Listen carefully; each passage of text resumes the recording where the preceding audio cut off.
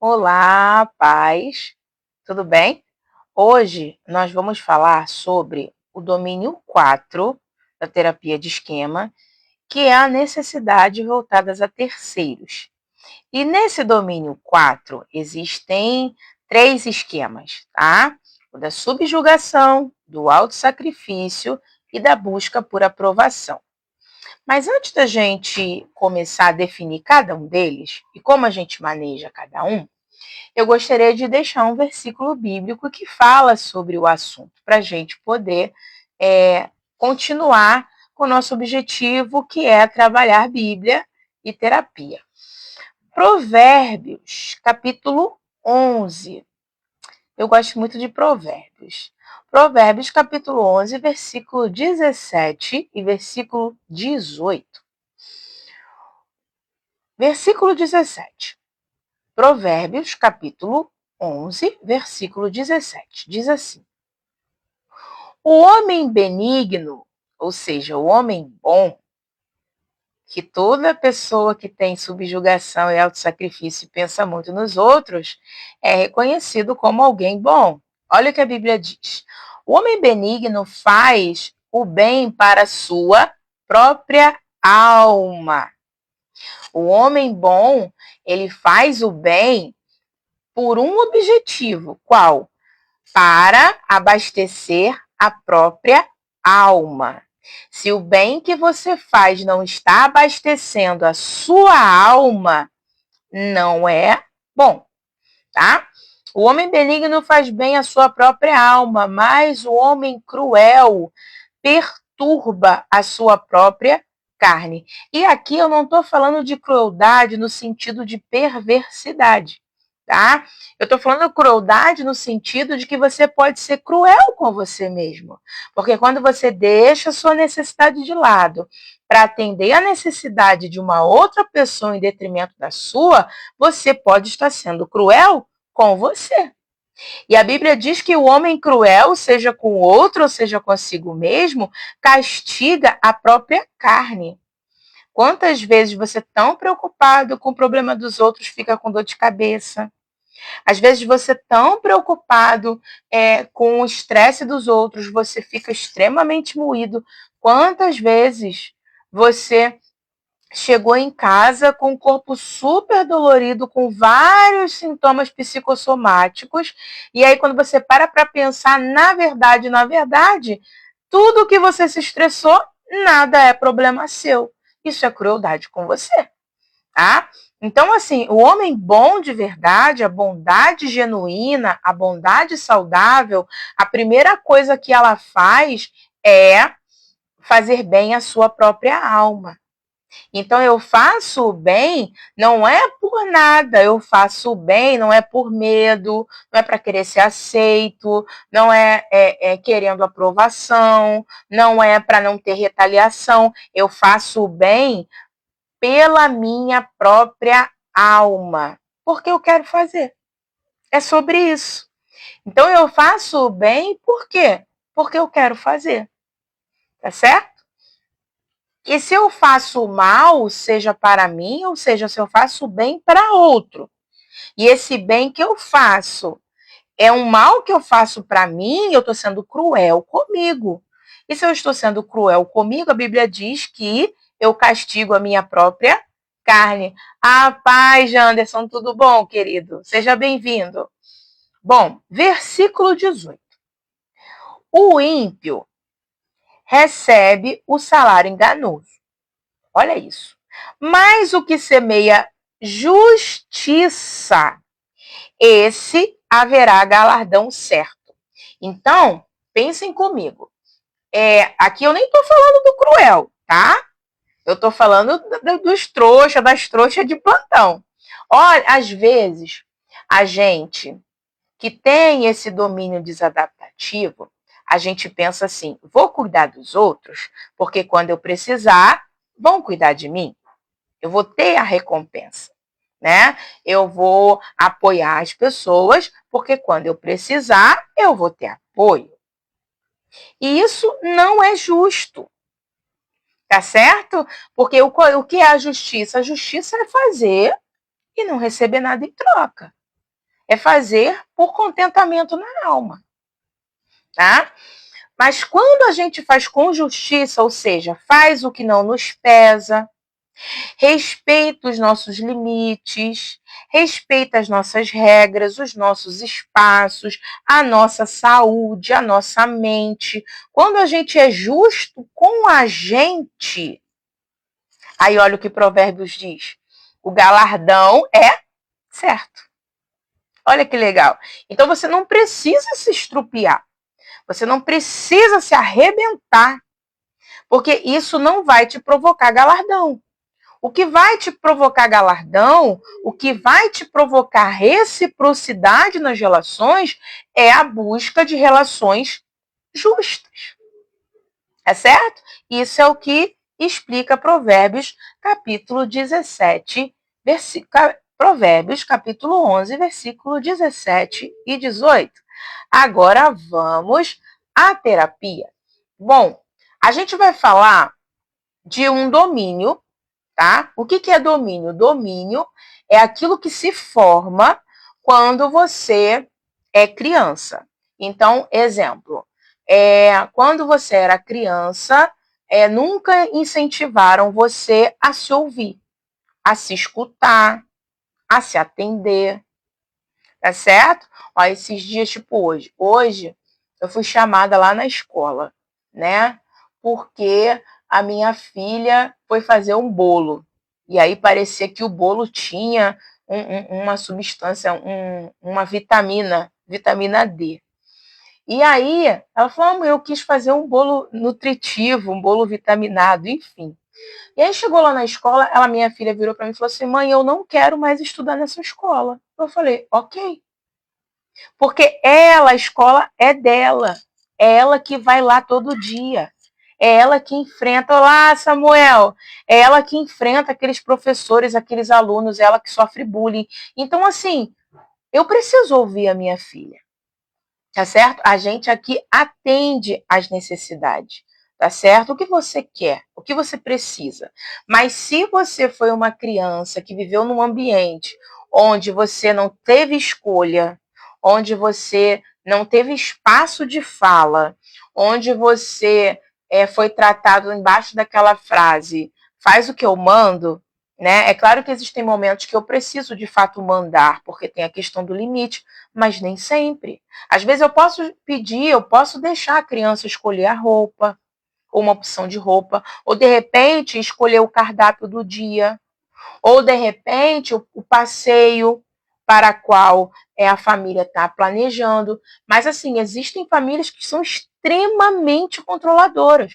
E aí a criança, ela não desenvolve a autonomia.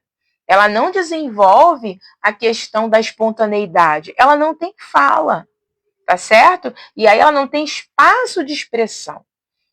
E todos nós fomos criados assim, né? Quando você faz tudo certinho, tudo bonitinho. Olá, Nath! Quando a gente faz tudo direitinho, também te amo, Flor. Quando a gente faz tudo direitinho, tudo certinho, a gente né? A gente recebe lá o recurso positivo, a mamãe ama, o papai ama.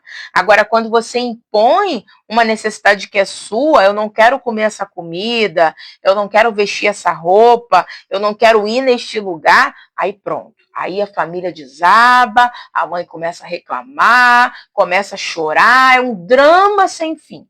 E aí, crianças que não foram ouvidas, não foram atendidas, não foram observadas, elas tendem a entender que ela não tem vontade, que ela sempre tem que atender à vontade de alguém, começando pelo pai, pela mãe, começando lá pelos cuidadores. E aí, nesse ambiente, se cria um domínio desadaptativo. Deveria se criar um domínio adaptado, um domínio saudável, ou seja, eu tenho as minhas necessidades, eu tenho voz, eu tenho espaço na minha própria vida, eu posso determinar algumas escolhas.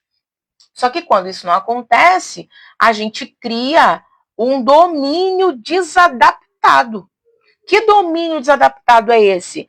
Toda a minha atenção precisa estar voltado para os terceiros. Então, a minha alegria está no terceiro, o meu reconhecimento está no terceiro, a minha estima está no terceiro, a minha paz está no terceiro, está tudo no terceiro, menos em mim.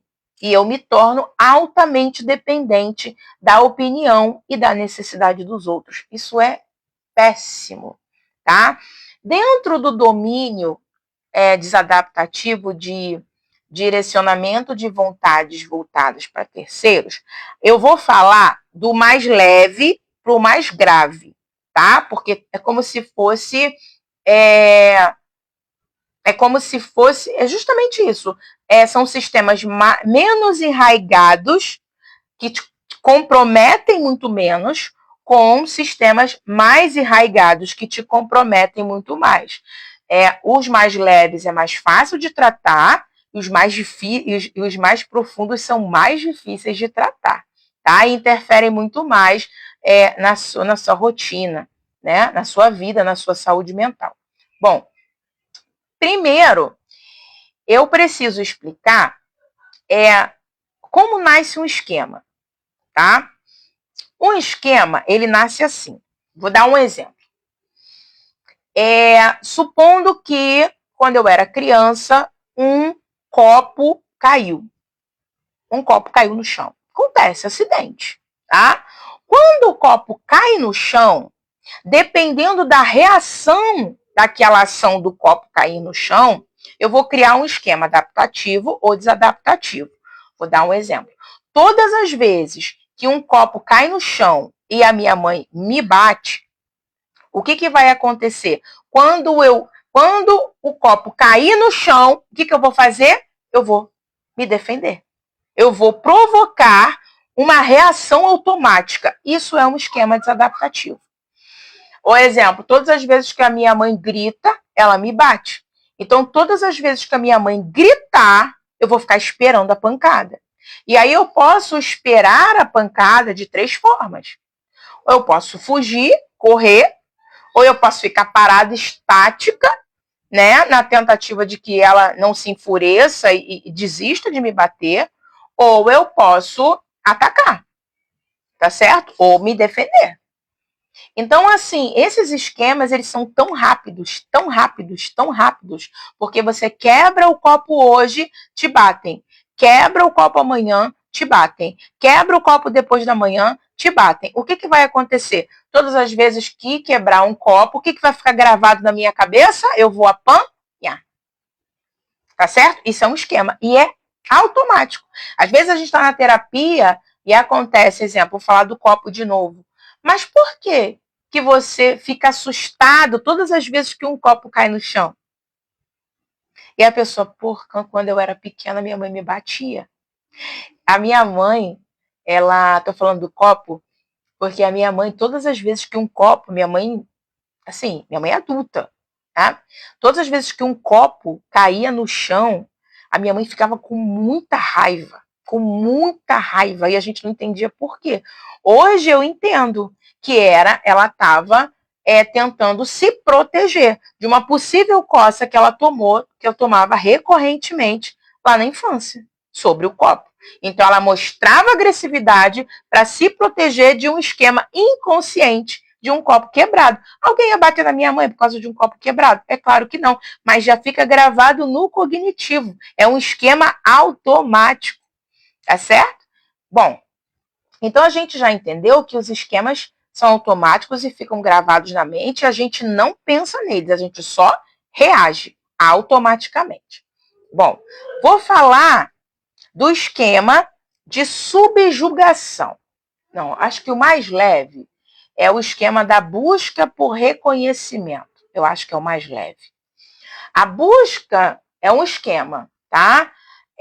A pessoa que tem esse esquema ativo, desadaptativo, ela sempre fica preocupada com a opinião dos outros. Ela entra em um estado de hipervigilância e ela o tempo todo fica preocupado com as reações das pessoas à volta dela. Então é aquela pessoa que pensa assim, eu acho que fulano não gostou de mim, não. Ué, mas por que fulano não gostou de você? Ele te mostrou alguma coisa?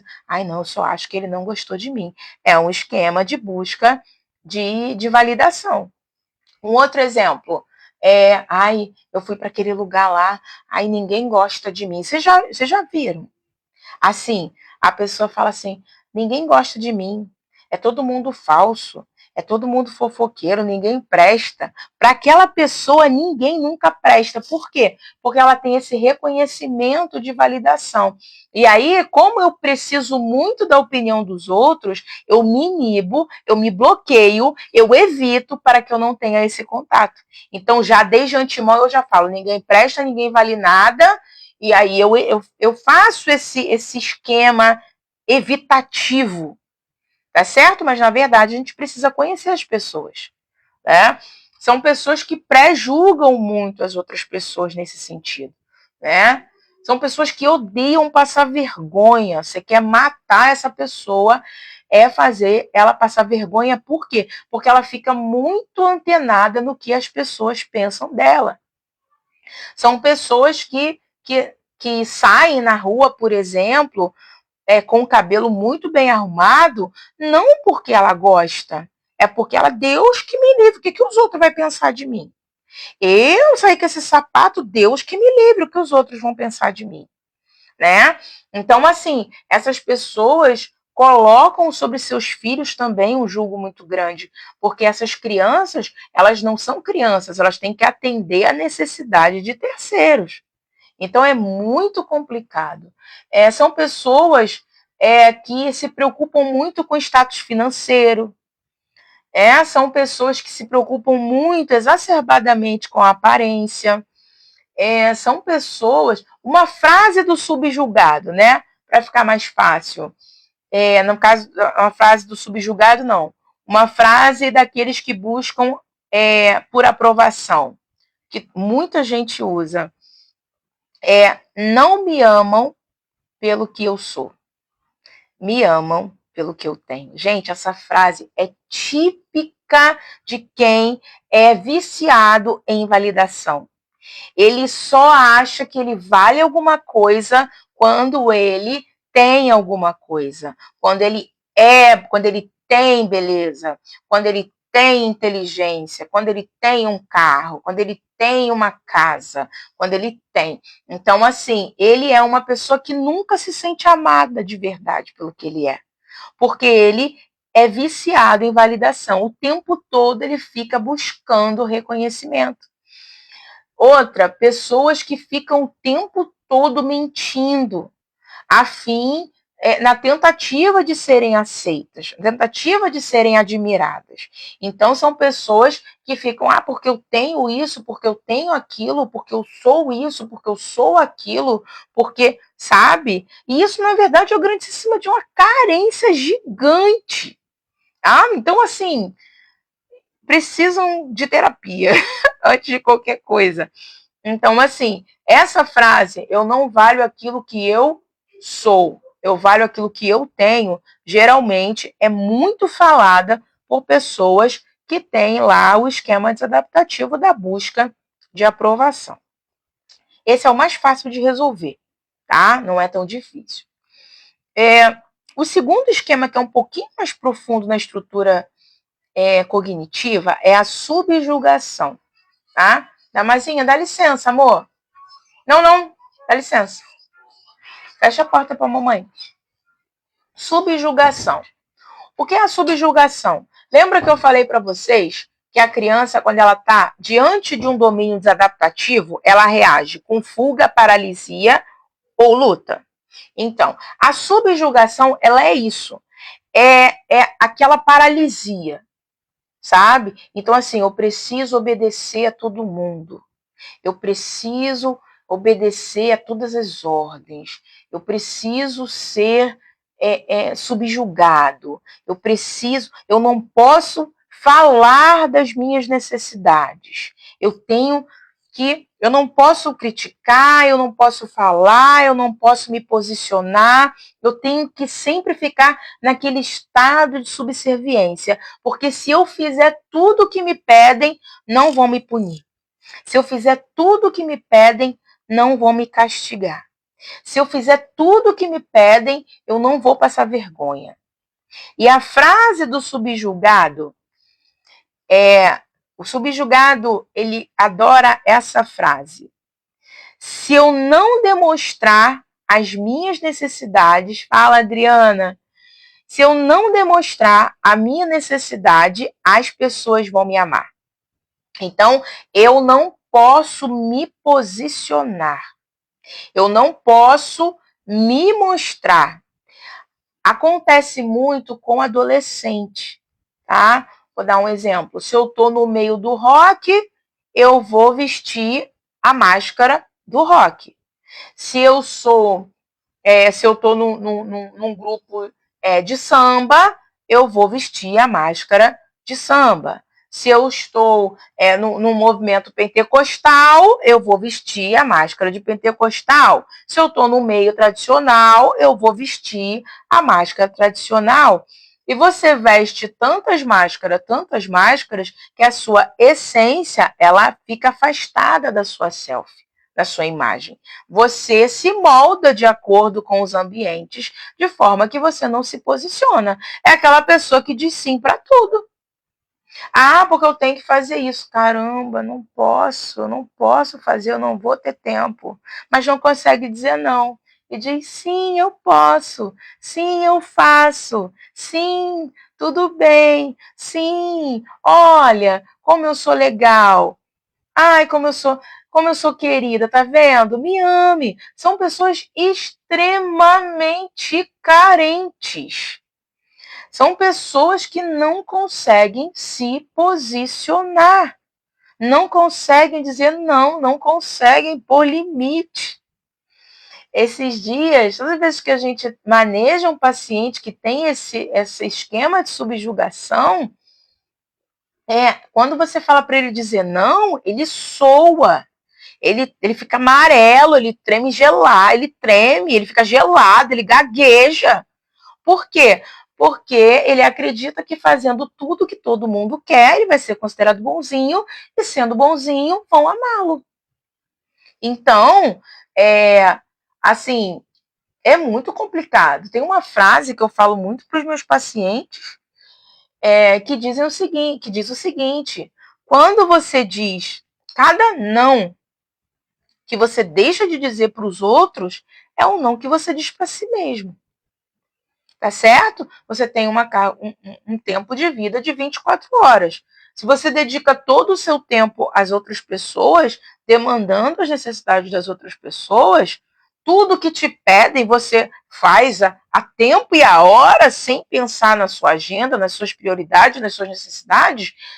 Todo sim que você diz para o outro é um não que você diz para si mesmo. E isso não é legal, não é bacana. Tá? Provavelmente você foi aquela criança que você era muito bonzinho, e aí a sua mãe ficava, ai, o fulaninho é muito bonzinho, a fulaninha é muito boazinha. Ai, porque o fulaninho é muito calminho, porque a fulaninha é muito calminha. Tá? E você entendeu, bom, então eu tenho que agir conforme os meus pais querem que eu haja, porque assim eu vou ser amado. E se eu não fizer o que eles querem, não fizer tudo o que eles mandam, eu vou ser odiado ou rejeitado. Certo?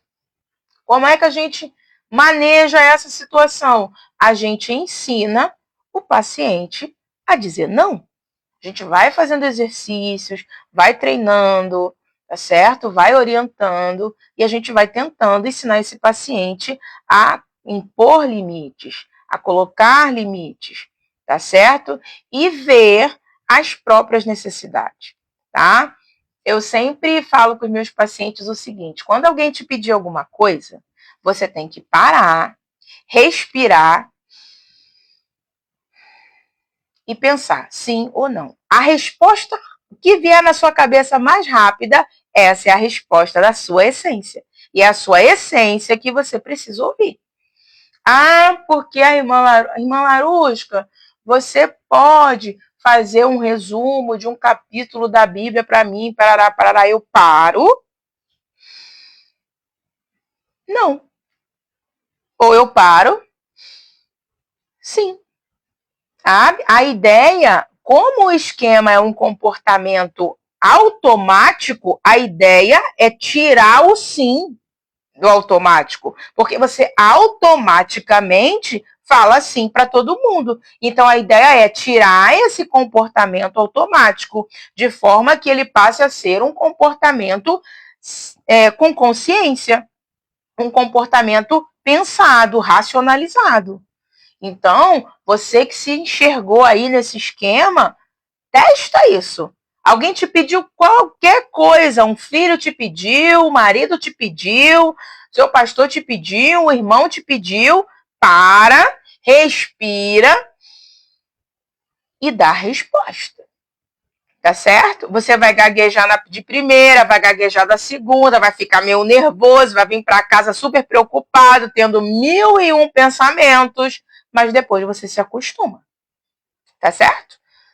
Bom, se você tem esse esquema, é bom que você procure terapia, tá? Não é normal uma pessoa colocar limite em outras pessoas, ficar passando mal, tá certo? Ficar com taquicardia, tá? Bom, vamos ao terceiro esquema. Esse esquema, gente, é o mais brabo de todos. E ele acha muito chão fértil dentro da liturgia religiosa, né? Porque tem alguma coisa a ver com o sacrifício, né? Do alto sacrifício de Jesus, né? Que ele se entregou por nós. Mas eu fiquei pensando, sabe? Quando Jesus estava lá sobre o Getsemane, ele falou: eu estou a fim de fazer isso não, afasta de mim esse cálice. Então, assim, perceba que Jesus ele não tinha o autossacrifício. Porque o que é o autossacrificador? Vou falar. O autossacrificador, porque esse esquema é um dos mais brabos para serem tratados. Porque quem o tem acredita que ele está, de fato, fazendo o bem. De fato, ele ficou tão acostumado, o sistema de subjugação foi tão bem treinado, foi tão tatuado, foi tão fixo na sua estrutura cognitiva, que ele, em vez de tentar lutar e colocar limite, ele aceita isso como uma missão. Ele aceita isso como uma forma de vida. Claro que a gente tem as nossas missões, mas as missões elas precisam, como eu disse lá em Provérbios, precisam ser para a alma, tá? Então, assim, por exemplo, eu acredito que eu tenho uma missão? Sim, eu acredito nisso. Eu atendo pessoas baseada nessa missão? Sim. Mas atendo todo mundo? Não. Só as que eu quero, as que fazem bem à minha alma. Tá certo? Então, assim, essa é a questão. O autossacrificador, ele não escolhe, ele não determina os limites. Ele acha que ele tem que fazer o bem para todo mundo, independente das suas necessidades. E ele se arrebenta. Ele arrebenta.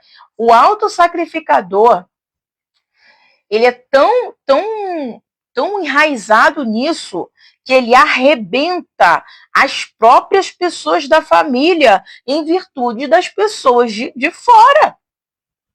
Ela deixa de comer para dar para a pessoa de fora.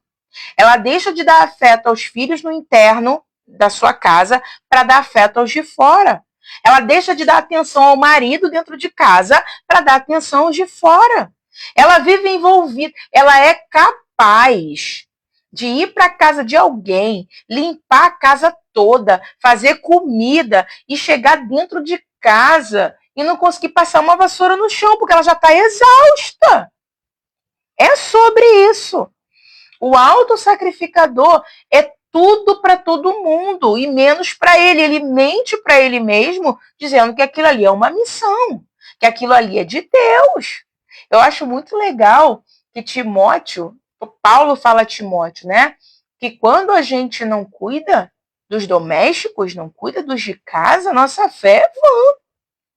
Então eu preciso primeiro cuidar de mim. Preciso primeiro cuidar dos da minha casa, se sobrar tempo. Esses dias, A minha filha falou assim pra mim, mãe, eu tenho um telefone velho aqui e eu vou dar para essa minha amiga que não tem telefone. Eu falei, você vai dar, né? Você está disposta a dar. Aí ela, não, eu vou emprestar. Eu falei, não. Ou você dá, com a sua consciência tranquila de que fez uma boa ação, esse telefone realmente não vai te fazer falta, dê e siga em paz. Agora, se você ficar naquela tentativa de emprestar por um tempo, dela devolver, requerer alguma gratidão, requerer alguma coisa em troca, requerer a amizade dela por causa desse telefone, tá errado. Então, assim, qual é a frase preferida do autossacrificador? Deixa eu ver aqui. Se eu não atender todas as necessidades, eu vou sentir culpa e remorso. Se eu não atender todas as necessidades de todo mundo, eu vou sentir culpa e remorso. É muito típico de pais que fazem chantagem emocionais com seus filhos. Sabe? Aquela mãe que diz assim, ai, você não me ama, porque você não fez isso pra mim. E faz aquele drama, sabe? E ele se sente culpado. Então, na verdade, o que impulsiona a culpa do o que impulsiona as ações do autossacrificador é a culpa. E olha que doido, que doido. O autossacrificador, quando ele recebe algum tipo de afeto, ele pensa o seguinte, eu preciso ficar atenta a todas as necessidades dessa pessoa, eu preciso recompensar ela muito além daquilo que ela me deu, porque eu não mereço amor. Então, assim, eu não mereço amor. Então, a pessoa que me ama é uma pessoa que está me prestando um grande favor. Então, eu tenho que recompensar esse favor a todo custo. Gente, isso é muito triste, sabe? Isso é de um flagelo cognitivo gigantesco, dificílimo de sair. Samuel, verdade, pura verdade. Então, assim, vamos entender. O autossacrificador é aquele que de fato se autossacrifica. Quer ver um outro dado do autossacrificador? Ele fica o tempo todo. Lembra que a busca por aprovação fica o tempo todo tentando perceber o que as pessoas falam dele e tudo mais, e ele já se evita e acha que todo mundo é mal? Então, o autossacrificador, ele é aquele tipo de pessoa que ele fica o tempo todo atento às necessidades dos outros e às vezes a pessoa nem está querendo ajuda. Vou dar um exemplo.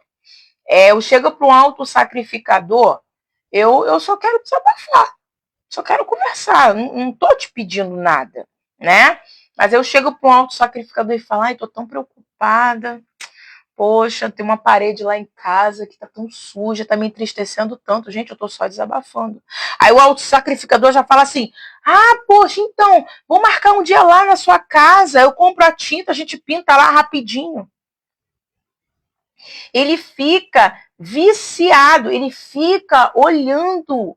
E quando ele percebe uma necessidade que ele não atende, ele vem para casa, ai, caramba, eu era para ter atendido.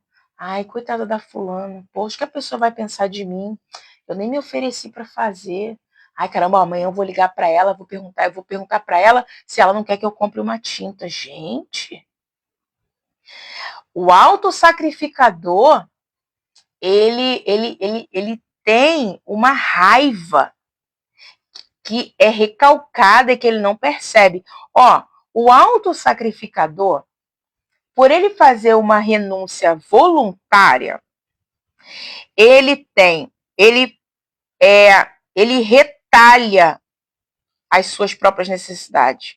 Ele nem vê as suas próprias necessidades. Ele nem se percebe como um sujeito dotado de vontade. E aí o inconsciente vai gerando nele uma raiva. Sabe aquela pessoa, muito boazinha, muito boazinha, muito boazinha, que faz tudo por todo mundo, que pensa, do nada ela dá uma louca e estoura. Tô de saco cheio! Não aguento mais! Todo mundo me explora, todo mundo me usa, eu não posso contar com ninguém! Eu não quero saber com o cara dessa, eu vou sumir, vou sair correndo! Por quê? Ela vai guardando essa raiva, guardando. Paz, Alessandra! Vai guardando essa raiva, porque ela tá se cortando. Uma hora essa raiva faz bum. É certo? Pois é. O autossacrificador, ele tem uma inibição emocional. Ele guarda tudo para ele. Ainda usa o texto bíblico ainda falando que ai, gente, agora eu não vou lembrar. Mas assim, tem um texto bíblico que é uma mãe que perde o seu filho, e aí perguntam para ela se está tudo bem, e ela diz que está tudo bem. E aí usa esse texto para se inibir. Então são pessoas que nunca falam dos próprios problemas. São pessoas que nunca falam das próprias angústias. São pessoas que nunca falam em como se sentem. Pelo contrário, ela se autossacrifica justamente porque ela não quer saber. Eu não quero olhar o meu marido problemático, então eu vou resolver o problema do marido dos outros. Eu não quero olhar o meu filho problemático, então eu vou resolver o problema do filho dos outros. Eu não quero olhar a minha vida problemática, então eu vou resolver os problemas da vida dos outros. Porque olhar para a minha própria vida, olhar para mim como sujeito dotado de necessidades, além de me fazer além de fazer eu me sentir muito culpada, é algo que me dói muito. Porque desde a infância eu fui programado a não me olhar. Todas as vezes que eu me olhei, eu fui castigado. Então, me olhar dói. Então, eu prefiro olhar para fora do que olhar para dentro. Tá certo? Outra característica do autossacrificador, ele tem uma rigidez de pensamento. Enquanto ele não atende à necessidade do outro, ele não sossega. A cabeça dele fica, eu preciso ir lá, eu preciso falar, eu preciso fazer, eu prefiro atender, eu preciso ouvir, o tempo todo ele não sossega. Por quê? Porque a cabeça dele está rígida nesse domínio de atender a necessidade dos terceiros. São pessoas depressivas, pessoas ansiosas, pessoas que mudam bruscamente de humor. Tá certo? Pessoas que por elas serem carentes e por elas fazerem as coisas na esperança de que aquelas pessoas o acolham, quando a pessoa não reage do jeito que ela espera, ela joga na cara, ela grita, ela fala mal, ela fica nervosa, ela fica impaciente, ela é intolerante a frustrações, tá? É um tipo de controle. Eu faço tudo por você para que você faça tudo por mim. É um acordo velado na cabeça do autossacrificador. Então, assim, eu vou abrir mão de mim, eu vou sacrificar a mim, porque quando eu precisar, você vai se sacrificar por mim. E quando isso não acontece, porque nunca acontece, o autossacrificador fica extremamente irritado. Tá? E aí ele vai guardando essa irritação, guardando, e uma hora ele explode. Frase do autossacrificador: eu preciso pagar o amor que eu recebo. Tá? Seja o amor que eu ainda vou receber ou o amor que eu já recebo, eu preciso pagar esse amor. Tá? Bom, irmã Larus, que eu descobri, ou me analisei aqui e descobri que eu tenho todos esses negócios aí.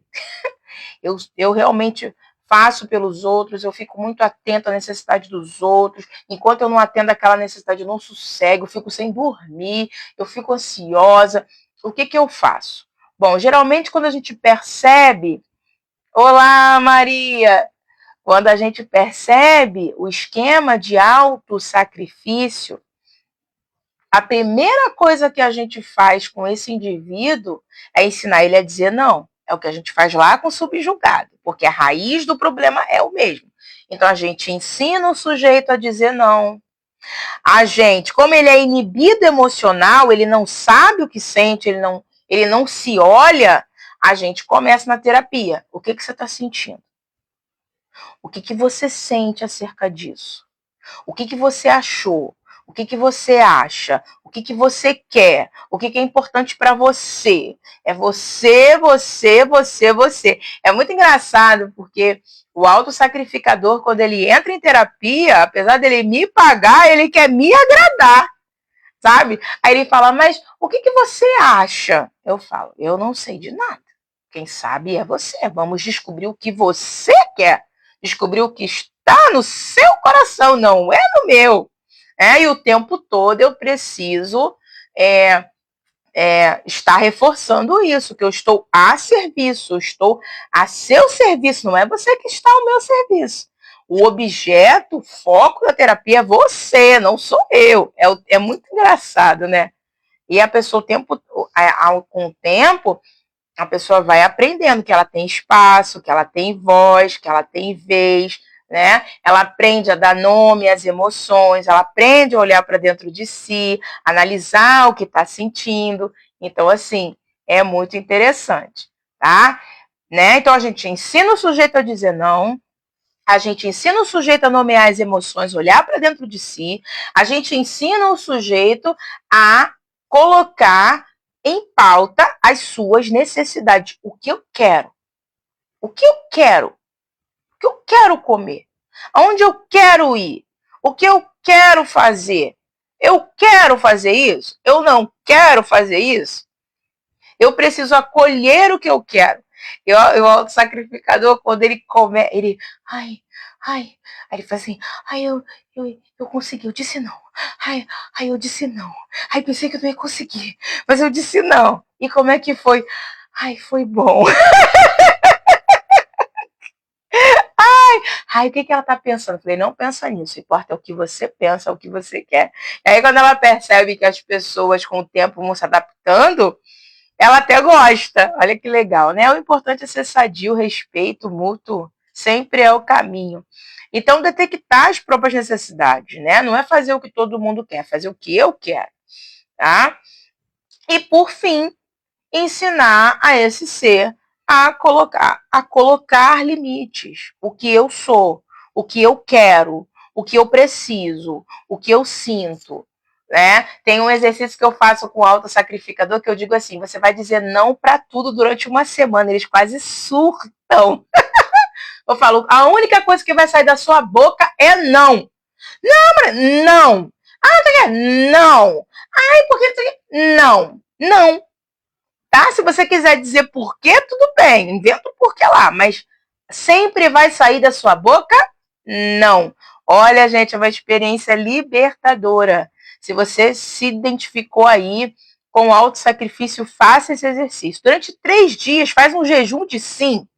Faça um jejum de sim. Aí seu filho, mãezinha, eu quero um bolo. Não. Mãe, pega minha calça. Não. Ai, mulher, eu quero fazer. Como é que é? Ai, mulher, eu quero uma rabada com batata. Não. Não. É ótimo dizer não.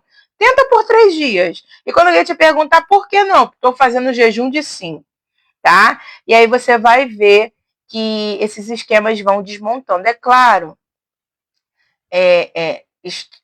momento extrovertido à parte, os esquemas eles não se desfazem. Tá? Você sempre vai ter ele aí, você sempre vai ter esse medinho, você sempre vai ter essa carência, você sempre vai ter aquela preocupaçãozinha com o que os outros vão pensar. Vira e mexe um dia ou outro, você vai ficar mais estressado, mas melhora muito, porque dentro da estrutura cognitiva, quando você lança novos caminhos, né? Porque qual é o caminho? Sempre dizer sim para tudo. E aí, quando você experimenta ou não, você cria na sua estrutura cognitiva um novo caminho para se comportar. E aí, quando você se vê numa situação, você tem 2 opções agora. O caminho anterior, criado lá na infância, desadaptativo, que é o sim. E o outro caminho, que é o não. E aí você adapta de acordo com a sua necessidade. Então, vamos voltar para a Bíblia, tá? Olha aqui para a gente não esquecer. O homem benigno faz bem à sua própria alma. Faça bem à sua própria alma. A paz.